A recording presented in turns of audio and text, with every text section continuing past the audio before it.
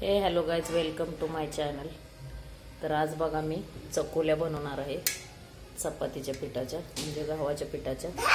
तर इथे मी तेल टाकत आहे 2-3 पळ्या. तर तेल बघा छान असं गरम झालेलं आहे.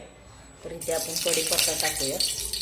पहिले तिखट डाळीसारखं बनवून घ्यायचं आणि त्यानंतर मग ते चपातीचे कट करून ह्यात टाकायचं. हे जिरे मोहरी टाकलेले आहे बघा छान असं. तर इथे बघा मी खोबरं, अद्रक, लसूण आणि कोथिंबीर बारीक केलेली आहे छान अशी. तर हे छान असं परतून घ्यायचं. आणि इथे तुरीची डाळ मी शिजवून घेतलेली आहे. इथे भात पण झालेला आहे. हे छान असं परतून घ्यायचं.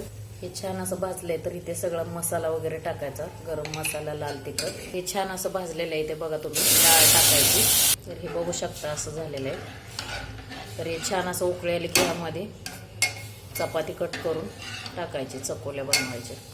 तर बघा इथे चपातीचं पीठ छान असं मळून घेतलेलं आहे आणि हे इथे गरम होते, उकळी आली बघा ह्याला. तर हे आता मी चपाती अशा लाटून कट करून ह्याच्यामध्ये टाकणार आहे आणि उकळी आले की 10 मिनिटांनी शिजतील आपल्या चकोल्या. तर ही छान अशी चपाती लाटून घेतली बघा. तर हे असं कट करून घ्यायचं. तर ह्या बघा मी अशा कट केलेल्या आहेत. तर मी ह्याच्यामध्ये मी टाकलेले आहेत. तर जास्त हलवायचं नाही सारखं. बघू शकता तुम्ही. तर आपल्या चकोल्या तयार होतात बघा.